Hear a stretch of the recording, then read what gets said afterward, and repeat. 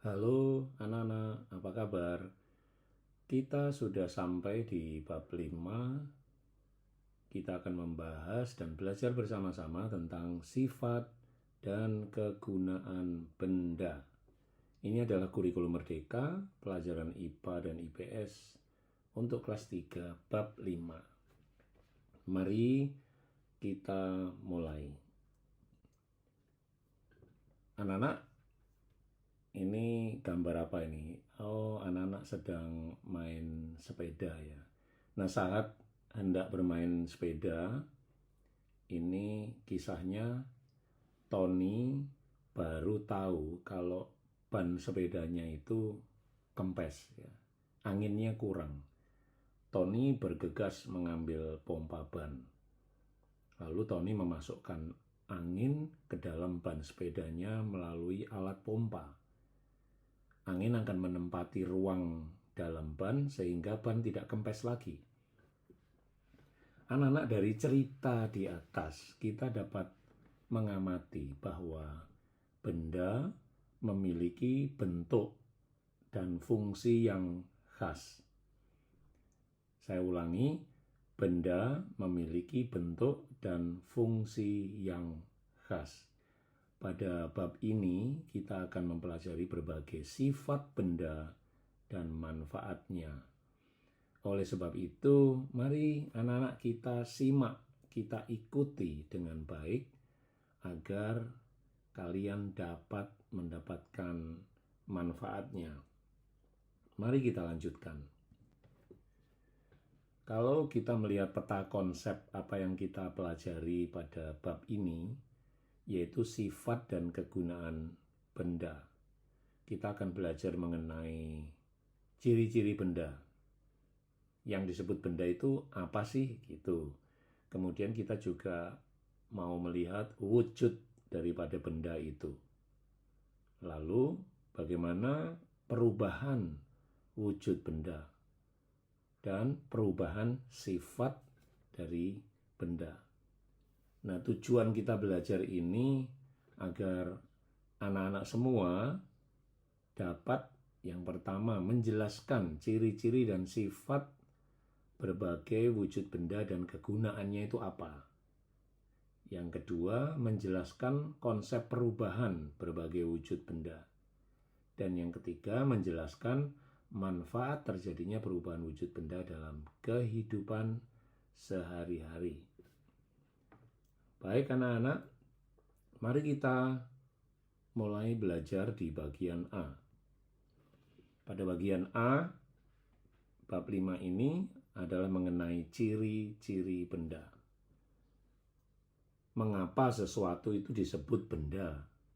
Apa tanda-tanda yang khas, yang unik, sehingga kita tahu bahwa sesuatu itu disebut benda.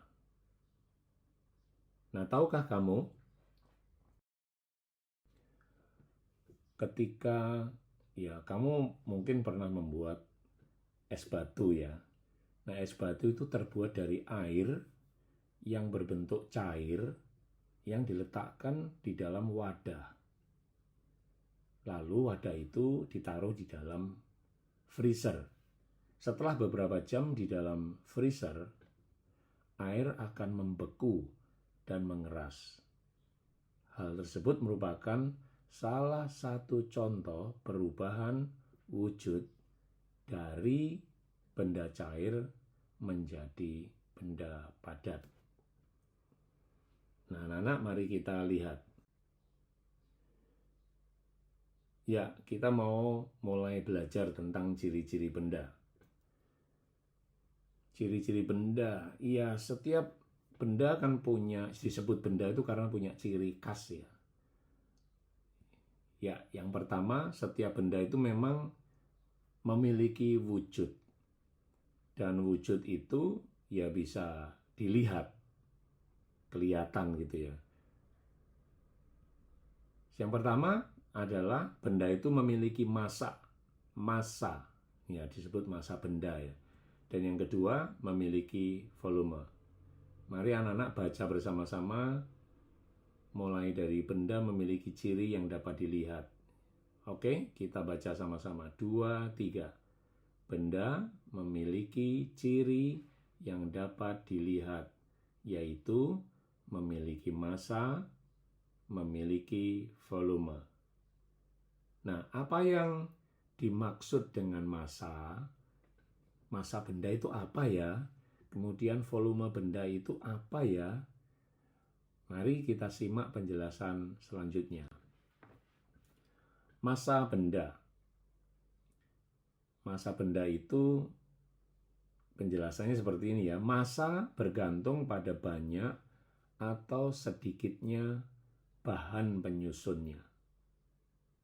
Massa bergantung pada banyak atau sedikitnya bahan penyusunnya. Nah, coba perhatikan contoh berikut. Ini ada gambar ya. Ketika membuat kue, ibu membutuhkan tepung dengan takaran tertentu. Tepung akan ditimbang ya. Ditimbang supaya sesuai dengan takaran yang dibutuhkan. Massa tepung 100 gram. Tentu lebih banyak dibandingkan massa tepung 50 gram. Nah, maka tepung itu disebut benda karena punya massa. Dan massa benda dari tepung itu bergantung pada sedikit atau banyak dari yang menyusunnya. Kemudian benda yang ukurannya kecil, ingat ya anak-anak, benda yang ukurannya kecil itu disebut memiliki volume yang kecil juga. Sebaliknya, benda yang ukurannya lebih besar memiliki volume yang lebih besar pula. Jadi, volume benda itu besarnya ruangan yang ditempati oleh suatu benda. Ya kecil volumenya. Bendanya disebut besar ya karena volumenya gede. Dia lebih luas, lebih besar menempati ruang. Ya, ruang yang lebih luas ya. Nah, coba kita perhatikan gambar di bawah ini ya. Wadah mana yang volumenya paling besar? Iya, anak bisa menjawab, iya betul. Yang sebelah paling kiri ya, galon 19 liter, itu paling besar. Nah, kalau disebut paling besar ya dia memang ukurannya lebih besar daripada yang lain. Lalu, wadah mana yang volumenya paling kecil? Iya, benar. Gelas ya. Gelas yang ukurannya 240 ml di sebelah paling kanan. Nah, mari anak-anak sekarang anak-anak siap-siap untuk cerdas cermat. Silakan menjawab dengan cepat. Siapa paling cepat? Dan tentu saja jawabannya harus benar ya. Ini diberi waktu hanya 5 detik saja. Mulai. Ya, yang pertama, setiap benda memiliki wujud. Benar atau salah? 5, 4, 3, 2, 1. Ya, jawabannya adalah benar. Setiap benda memiliki wujud yang kita bisa lihat ya.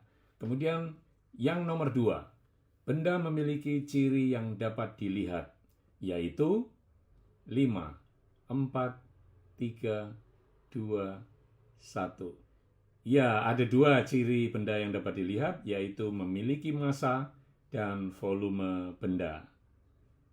Oke, sekarang nomor 3. Massa bergantung pada banyak atau sedikitnya bahan ... 5, 4, 3, 2, 1. Iya, banyak atau sedikitnya bahan penyusunnya. Baik, sekarang kita menginjak nomor 4. Volume adalah besarnya ... yang dapat ditempati oleh suatu benda.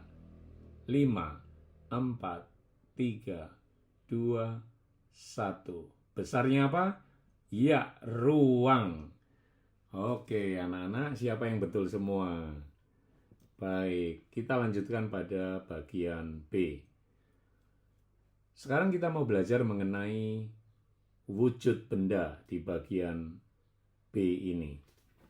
Nah, ini makin menarik, ternyata benda itu ada wujudnya, kan bisa dilihat ya.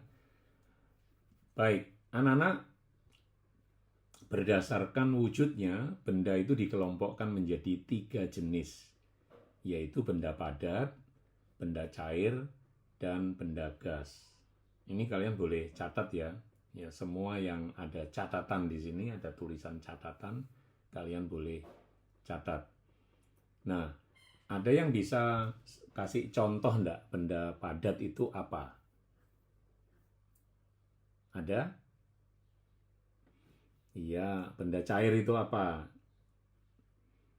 Oke. Benda gas itu apa? Ya, ini benda cair ya, benda padat, dan benda gas. Oke, anak-anak, sekarang kita masuk ke benda padat. Benda padat. Ya, tadi siapa yang bisa memberikan contoh benda padat?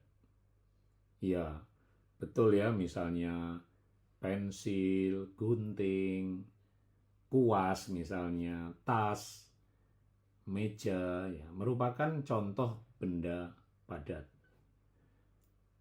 Nah, ciri-cirinya adalah ini, zat penyusunnya sangat rapat dan bersifat keras.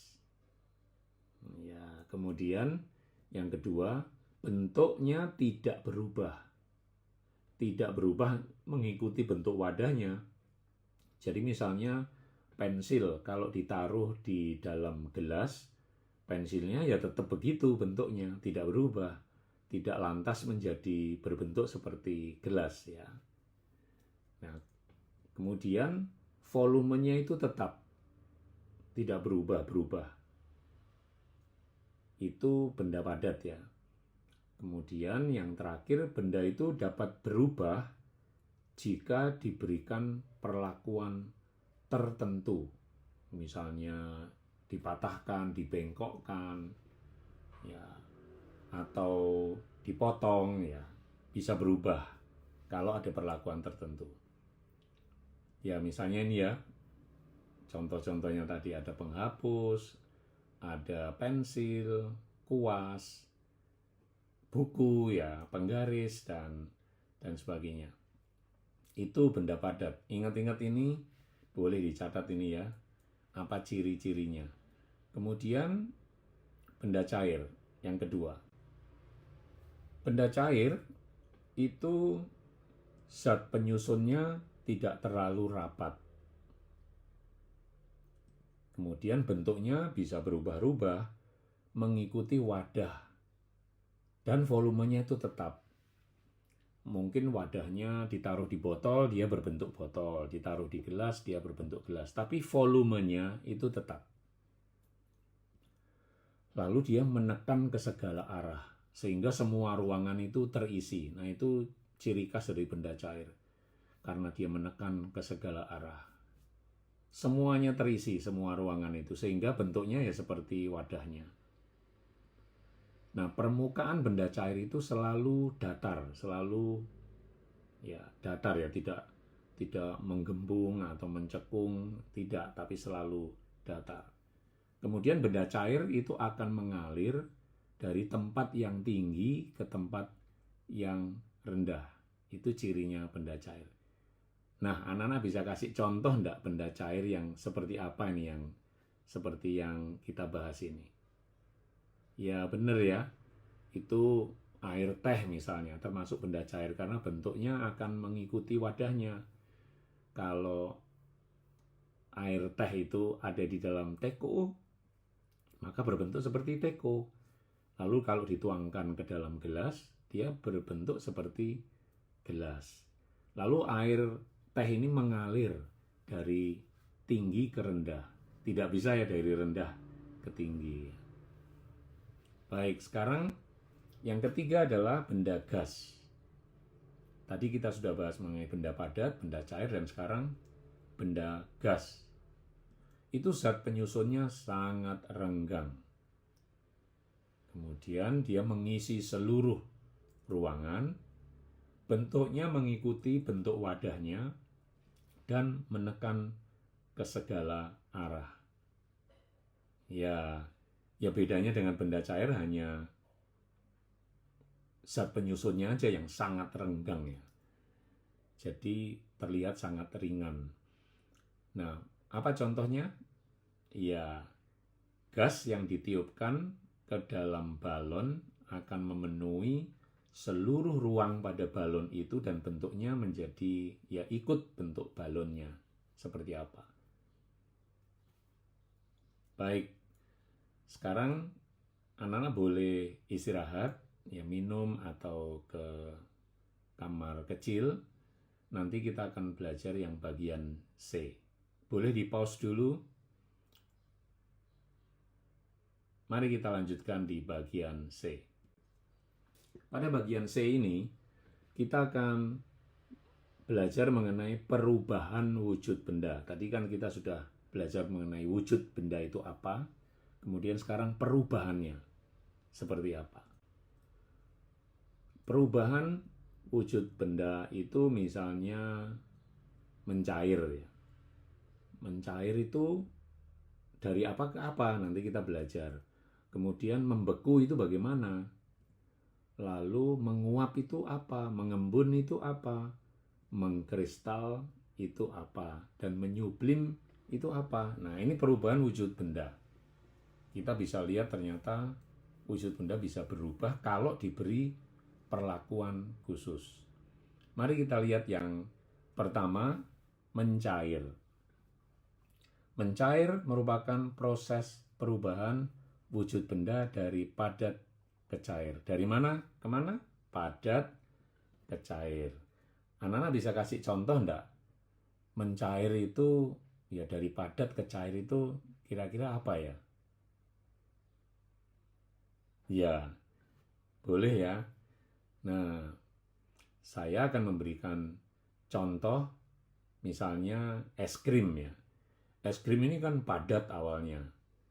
Lalu kalau diletakkan di atas meja, didiamkan aja, maka es krim itu lama-kelamaan akan mencair, netes ke bawah kan. Akibat suhu ruangan itu lebih panas, lebih tinggi suhunya daripada suhu di dalam lemari es. Nah, kalau misalnya es krim ditaruh di lemari es, di kulkas, mungkin dia akan tetap padat ya. Begitu dikeluarkan, dibiarkan, dia akan mencair. Kemudian mengembun. Mengembun adalah perubahan wujud benda gas menjadi cair. Ingat-ingat ini ya, mengembun benda gas menjadi cair. Nah, kalian amati ini, benda yang berisi air es, air dingin ini di dalam gelas, lalu didiamkan aja di ruangan. Lama-kelamaan akan muncul titik-titik air. Kok gelasnya jadi basah ya? Itu ya. Akan muncul titik-titik air pada permukaan luar gelas, di luar gelas ya. Nah, titik-titik air tersebut adalah terbentuknya dari mana? Dari gas atau udara di sekitar gelas itu mengalami pendinginan ya. Karena air es di dalam gelas itu kan dingin ya. Ketika menyentuh gelas itu, udara mengalami pendinginan lalu menjadi titik-titik air. Jadi titik-titik air di dalam permukaan gelas itu menunjukkan peristiwa pengembunan. Nah, mengembunkan benda gas menjadi benda cair. Sekarang yang ketiga, membeku. Membeku itu merupakan proses perubahan zat cair menjadi zat padat. Membeku ini terjadi akibat proses pendinginan. Ya, ini contohnya ya. Adalah air ya, ketika kita misalnya menaruh di dalam satu wadah, lalu kita letakkan di dalam freezer. Tunggu aja, lama-kelamaan akan berubah menjadi es batu. Kan dulunya air ini, sekarang kok jadi keras ya. Dan kalau es batu ini didiamkan, maka dia akan mencair juga, kembali menjadi air. Yang keempat, menguap. Menguap adalah proses perubahan zat cair menjadi gas. Menguap terjadi akibat proses pemanasan. Nah, kalian lihat di sini. Pernah lihat enggak ibu atau mama kalian memasak? Ya, sedang memasak air yang dimasak akan menjadi panas dan mendidih. Nah, pada saat mendidih, ada sebagian air yang berubah menjadi gas. Ketika terjadi proses pemanasan itu, nah peristiwa itu dari air itu menjadi gas. Kan kalian lihat nih ada asapnya, mengepul ya, ketika sudah mendidih. Itu disebut menguap. Ya, jadi uap air yang muncul saat air mendidih adalah perubahan wujud air yang semula berwujud cair yang di dalam panci itu, lalu berubah menjadi panas atau menguap ketika dipanaskan. Nah, itu proses menguap ya. Kemudian menyublim. Apa itu menyublim? Apakah anak-anak pernah tahu apa namanya camphor ya? Atau orang bilang ini kapur barus gitu ya. Camphor. Nah, camphor ini kan benda padat ya. Benda padat itu didiamkan, misalnya kita taruh di dalam lemari. Maka lemari kita akan kok baunya wangi ya. Karena ditaruh camphor ini yang wangi ya. Jadi lama-kelamaan camphor yang dulunya besar kok tiba-tiba, ya bukan tiba-tiba ya, lama-kelamaan kok mengecil ya. Dan lama-kelamaan bisa hilang. Jadi inilah proses menyublim. Menyublim itu merupakan perubahan benda padat, camphor yang padat ini, menjadi gas. Ya, kita hanya bisa mencium baunya, lalu lama-kelamaan camphor ini akan hilang. Sekarang yang keenam, mengkristal.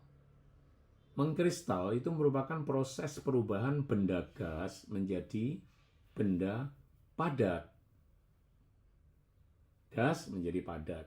Jadi salju terbentuk ketika uap air di atmosfer itu berkondensasi, membeku. Kondensasi itu membeku langsung tanpa melalui wujud cair. Jadi gas di atmosfer itu berkondensasi, mendingin, membeku tanpa lewat proses cair. Jadi langsung. Setelah kristal es terbentuk, akan turun yang dinamakan, ya jatuh ke bumi, dinamakan salju. Ayo, siapa yang sudah pernah memegang salju? Ya, lembut sekali salju itu, dingin juga ya. Nah, kita sudah melihat perubahan wujud benda. Ada 6 perubahan di sini. Ayo, kita mengamati wujud benda.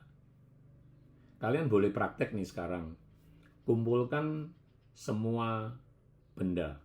Misalnya ini, air, batu, buku, gelas plastik, ember, dan botol plastik.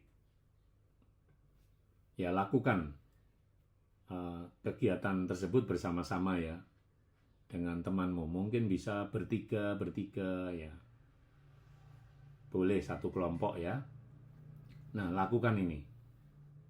Buatlah catatan mengenai ciri-ciri benda padat dan benda cair. Misalnya, ya kamu tuliskan nama bendanya apa. Ini dikasih contoh buku. Lalu kalian amati ciri-ciri benda yang kamu siapkan. Yang kamu sudah tulis. Misalnya buku, ya kamu siapkan bukunya. Ya, kemudian ya kelompokkan apakah ini benda padat, benda cair, atau benda gas. Lalu kalian mulai mengisi kolom-kolom yang sudah dinyatakan di sini. Misalnya kalau buku itu bentuknya tetap atau enggak ya. Coba kalian buku ditaruh di atas meja, lalu dimasukkan di dalam tas. Apakah buku itu bentuknya ya tetap gitu aja? Kalau iya, kamu cek centang di bagian bentuknya tetap. Dia kan tidak berubah ya. Kalau bentuknya berubah, dicoret itu ya. Volumenya tetap enggak. Apakah ketika dimasukkan di tas bertambah kecil atau tetap gitu aja volumenya, besarnya ya. Tetap ya, jadi dicek yang volume tetap. Ya kira-kira seperti itu. Nah misalnya bagaimana dengan air? Kamu bisa lakukan, misalnya isilah ember kecil gitu atau wadah ya, dengan air hingga setengahnya misalnya. Lalu masukkan gelas ke dasar ember dengan posisi menelungkup. Pegang gelas dengan kedua tanganmu, miringkan gelas perlahan-lahan dalam ember. Amati apa yang keluar dari gelas tersebut. Ya, apa anak-anak? Ya betul, gelembung. Jadi kan ember ini diisi air setengahnya, lalu dimasukkan, posisinya menelungkup ya gelasnya. Lalu kemudian pelan-pelan dibalik ke atas gelasnya dari dalam air itu. Nanti blub blub blub blub gitu ya. Ada gelembung yang keluar di situ. Baik, anak-anak kita sudah melakukan ya mengamati ya wujud benda ini. Kalian boleh tulis seperti di tabel ini ya. Nah, sekarang mari kita diskusi. Kalian boleh menuliskan pertanyaan di buku, lalu menjawab pertanyaan ini. Ya, ini boleh di-pause, lalu ditulis. Pertanyaannya juga ditulis ya. Nanti kalian jawab juga apa itu. Silahkan ditulis. Sekarang kita lanjutkan. Ya, anak-anak mari kita berlatih. Nomor 1, berikan tanda centang, cek ya, pada wujud benda yang sesuai dengan sifat yang dijelaskan pada tabel berikut. Kita bisa jawab bersama-sama langsung sekarang ya. Yang pertama adalah bentuknya tetap walaupun wadahnya berubah. Ya, apakah ini ciri-ciri benda padat, cair atau gas? Bentuknya tetap, wadahnya walaupun wadahnya berubah. Ya, apa jawaban anak-anak? Iya, betul, benda padat ya. Kemudian nomor 2, bentuknya berubah sesuai dengan wadahnya. Jadi kalau ditaruh di gelas ya jadi gelas, bentuknya seperti gelas. Apa anak-anak? Iya betul, benda cair ya. Benda cair. Iya. Kemudian dapat digenggam, nomor 3. Apakah benda cair dapat dipegang dengan tangan, digenggam? Nggak bisa ya. Benda gas nggak bisa. Jadi apa? Benda padat. Nah, apa yang dapat mengalir ya? Mengalir itu bergerak ke satu tempat ya. Iya, betul. Benda cair bisa, benda gas juga bisa. Benda apa yang menekan ke segala arah? Benda padat, cair atau gas? Iya, betul. Cair dan gas. Pandai sekali anak-anak. Mari kita lanjutkan di nomor 2. Ya, sekarang kalian bisa berlatih yang kedua adalah lihat gambar ini ya. Nah, ada prosesnya yang ditunjukkan dengan anak panah. Misalnya A. A itu disebut proses apa? Mencairkah, membeku, menguap, menyublim, mengkristal ya. Disebut apa? Dari padat ke gas, kan arah panahnya dari padat ke gas. Benda padat menjadi benda gas. Jadi kalian tulis A itu apa? Perubahan dari wujud apa menjadi wujud apa. Silahkan, ini bisa di-pause, lalu anak-anak bisa menuliskan, menjawab pertanyaan di buku masing-masing. Oke, setelah ini kalian bisa istirahat setelah mengerjakan ini. Istirahat sebentar ya. Kita lanjutkan di bagian D. Ya, sekarang kita masuk di bagian D, perubahan sifat benda. Pada bagian ini, perubahan sifat benda ini, kita melihat gini, selain wujudnya ya, ternyata sifat benda itu juga dapat berubah akibat perlakuan atau kondisi tertentu. Perubahan sifat benda itu dapat diakibatkan oleh peristiwa fisika, peristiwa kimia, ataupun biologis. Aktivitas bakteri dan jamur misalnya. Ini disebut peristiwa biologi. Perubahan sifat benda itu dapat diakibatkan oleh ya ada pendinginan, kemudian perkaratan, pemanasan, pembusukan, kemudian pembakaran, itu juga bisa terjadi perubahan sifat benda. Mari kita lihat yang pertama, pembakaran. Pembakaran menyebabkan terjadinya perubahan bentuk, warna, kelenturan, dan bau pada benda. Ya, jelas ya, berbeda sekali. Benda padat yang dibakar akan mengalami perubahan bentuk. Ya, contohnya di gambar ini, ada kayu bakar. Itu ketika mengalami pembakaran atau dibakar, itu beda sekali ya. Warnanya berbeda ya. Dari warna kecoklatan menjadi hitam, arang ya, jadi arang. Kelenturannya juga berbeda. Bisa kalau sebelum dibakar kan bisa ya mungkin ada yang ditekuk bisa ya. Lentur ya, lebih lentur. Tapi ketika jadi arang jadi kaku, keras. Kalau dibengkokkan langsung patah ya. Baunya juga berbeda. Kemudian proses pemanasan dan pendinginan. Pemanasan dapat menyebabkan perubahan wujud cair menjadi uap dan padat menjadi cair. Pendinginan dapat mengubah wujud benda dari cair menjadi padat dan gas menjadi cair. Ya, ini tadi kita sudah belajar yang sebelumnya kan, perubahan wujud benda. Ini sekarang sifatnya berubah. Misalnya begini, coklat batangan.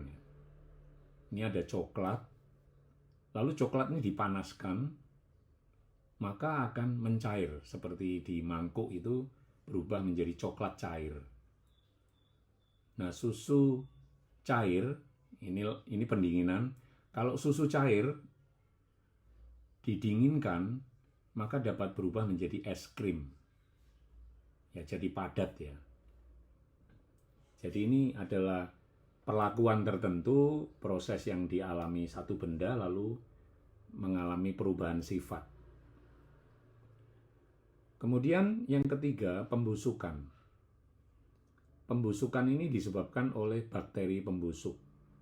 Bakteri pembusuk adalah makhluk hidup yang sangat kecil, ya mikroorganisme namanya, yang dapat menyebabkan makanan menjadi busuk. Pembusukan dapat menyebabkan perubahan bentuk, warna, bau, dan kekerasan benda. Kalian lihat ini, contohnya buah apel. Kan bentuknya jadi berubah ya. Kemudian warnanya juga berubah, ada menghitam ya. Baunya juga berbeda, ada asam-asamnya begitu. Dan juga apel busuk ini menjadi lembek ya, lunak ya. Beda dengan apel yang masih segar, itu keras ya. Nah, jadi ini kerjaannya bakteri pembusuk ini. Nah, warna kehitaman ini dan tekstur yang lembek pada buah apel ini menunjukkan bahwa apel mengalami pembusukan. Sekarang yang keempat, perubahan sifat benda, perkaratan. Perkaratan disebabkan oleh reaksi kimia antara logam dengan air dan oksigen. Jadi ada logam, lalu kan kena udara. Udara itu ada oksigen, lalu mungkin kena air hujan. Nah, perpaduan ketiganya ini bisa menyebabkan karat. Perkaratan dapat mengubah warna dan bentuk benda. Ya kan tadinya mungkin ya warnanya kehitaman ya. Kemudian karena karat jadi agak kemerahan seperti ini. Lalu bentuknya juga berubah, lama-lama bisa hancur ya. Perkaratan dapat dicegah dengan pengecatan. Jadi dicat ulang, jangan sampai ada yang mengelupas. Karena cat ini melindungi logam besi dari perkaratan. Besi yang berkarat akan berubah warna, bagian permukaannya saja ya, dan menjadi rapuh, bisa putus ya, dengan perkaratan ini. Nah, tahukah kamu, karat sangat berbahaya jika tertelan. Oleh karena itu, sebagian besar peralatan dapur seperti sendok, garpu, dan panci terbuat dari stainless steel. Stainless steel itu artinya terbuat dari baja, logam baja yang tidak bisa berkarat. Ya, ini stainless steel ini logam anti karat, tidak bisa berkarat. Yang dibuat dari campuran baja, nikel, dan krom. Baja, nikel, dan krom. Oke? Baik anak-anak, sekarang kita lanjutkan di bagian E. Pada bagian E ini, kita akan melihat mengenai kegunaan atau manfaat dari benda. Mari kita lihat. Misalnya pakaian ya.